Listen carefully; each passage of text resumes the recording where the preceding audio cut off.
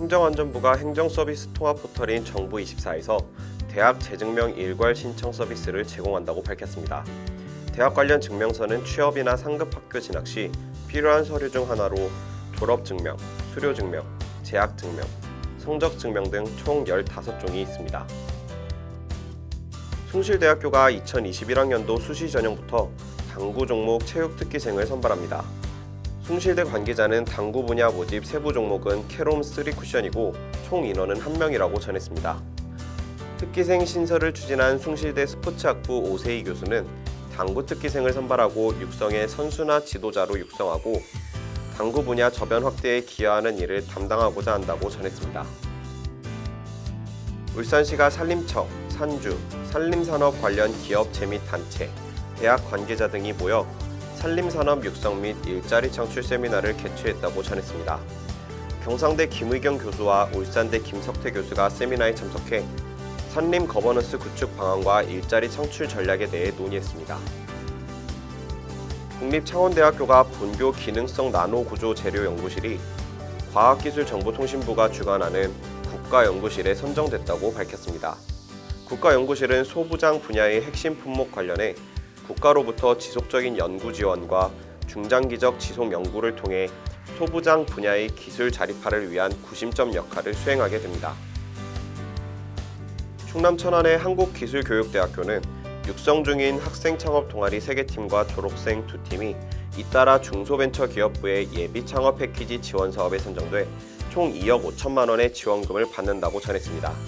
선정된 창업 아이디어는 반려동물 활동량 분석기구와 온라인 소비자 반응 정보 기반 AI 분석 시스템, 스마트팜 자동 운반 수단 제작 아이템, 콘크리트 내부 균열 탐지 장치, e스포츠 데이터 분석 시스템 등입니다.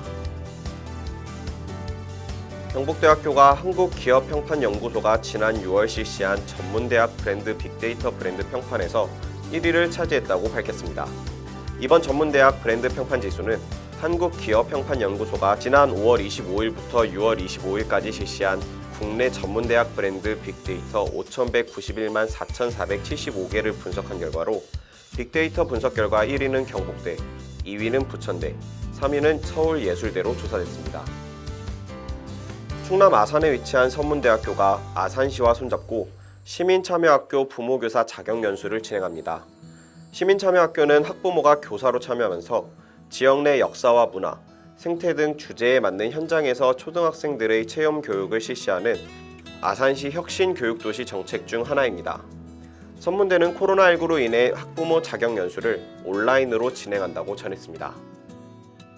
과학기술정보통신부가 과학기술정책 전문가를 양성하기 위한 과학기술정책대학원 신규 지원대학으로 서울대학교, 아주대학교를 선정했습니다.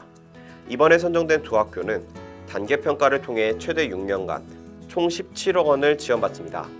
두 학교는 올해 하반기 준비기간 이후 내년 1학기부터 과학기술정책 관련 석박사 학위과정을 본격적으로 운영할 예정입니다.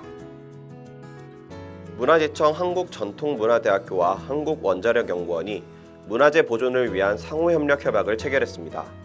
이번 협약으로 양 기관은 방사선 관련 기술을 활용해 유물 보존 처리, 문화재 보존, 보건 시스템 개발, 전문가 양성 등을 추진합니다. 두 기관은 학술 기술 정보 교류, 연수시설 장비 공동 활용 등 협력 분야를 확대해 나갈 방침입니다. 동서대학교는 문화체육관광부와 세종학당재단의 2020 신규 세종학당 지정심사에서 미국 세종학당 설립인가를 받았다고 전했습니다. 이번에 설립인가를 받은 미국 세종학당은 동서대와 텍사스주 소재 세인트 메리 대학교가 공동으로 신청한 것입니다. 세종학당은 한류 확산, 국제결혼 증가, 한국 기업 해외 진출 등으로 한국어 교육 수요가 급증함에 따라 정부가 법률로 정해 설립한 국외 한국어 한국문화 교육기관입니다. 가천대와 성남시가 협력해 메이커스페이스를 조성했습니다. 가천대는 지난 7일 바이오헬스 개발자들을 지원하기 위해 가천대 메이커스페이스를 개관했다고 전했습니다.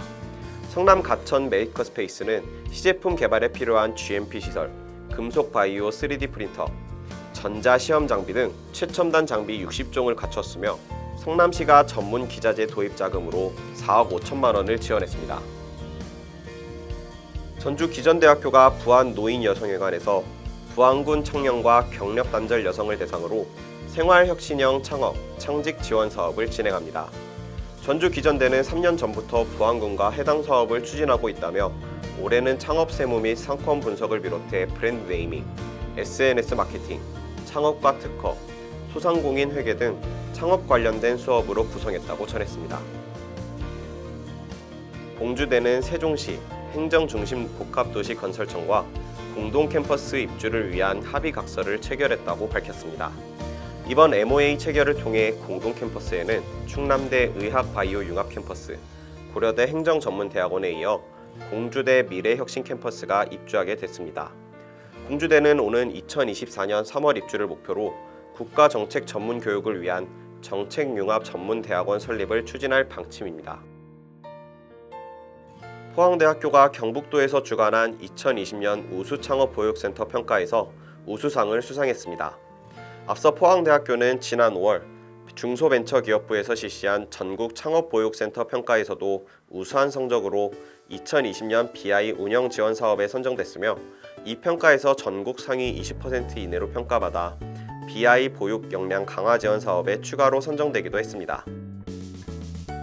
경남과학기술대학교가 경남 고성군 거류면에서 지역사회에 대한 대학생들의 책임을 높이고 지역경제 활성화를 위해 소셜 리빙랩 프로젝트 고성만화방초 수국축제를 개최한다고 전했습니다.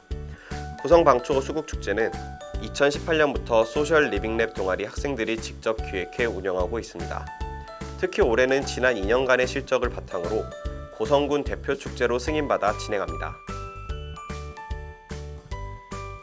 영남대학교가 교육부와 한국연구재단이 지원하는 2020년 기초과학 연구 역량 강화 사업에 선정됐습니다. 영남대는 연구장비 구축 지원 과제와 공동연구 활성화 지원 과제에 선정됐습니다. 영남대는 연구장비 구축 지원 과제로 3억 1천만 원의 정부 지원금을 받아 고분해능 액체 크로마토그래피 질량 분석기를 내년 2월까지 구축할 예정입니다. 경일대학교가 경북 도내 22개 창업보육센터 중 최우수 기관으로 선정돼 도지사 상패와 5천만 원의 사업화 자금을 받았습니다. 경일대는 지난해 매출액 239억 원, 고용 창출 224명, IT 융복합 기계재료, 자동차 부품 특화 분야 사업에 집중해 우수한 평가를 받았습니다. 또 졸업 기업 생존율 100% 유지, 투자 유치와 수출 등 지역 경제 활성화와 일자리 창출에 기여한 점을 높이 평가받았습니다. 원광대학교가 과학기술정보통신부에서 진행하는 학연연계 사업화 선도 모델 구축 사업에 참여합니다. 이 사업은 광주과학기술원이 주관하며 원광대는 인공지능 기반 융복합 기술의 기술 사업화 협력 선도 모델 구축 과제에 전북에서 유일하게 컨소시엄 기관으로 참여합니다. 계명문화대학교는 대구시가 주관하는 서민경제협업화 지원 공모 사업에 선정돼 사업비 4,400만 원을 지원받게 됐다고 전했습니다. 서민경제협업화 지원은 소상공인의 협업 모델을 발굴해 특색 있는 골목 경제를 형성하고 소상공인들의 경쟁력 강화를 위한 지원 사업입니다.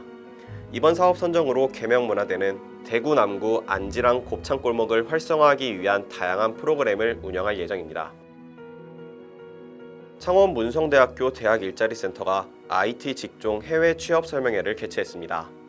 이번 해외 취업 설명회는 IT 직종 해외 취업의 길을 지원하기 위해 마련됐습니다. 한국산업인력공단 통영해외취업센터에서 주관한 이번 해외 취업 설명회에서는 IT 직종 해외 취업 국가, 비전, 취업 정보 등을 제공하고 특히 해외 취업에 성공한 멘토가 초청되어 성공 사례와 전략을 강연했습니다.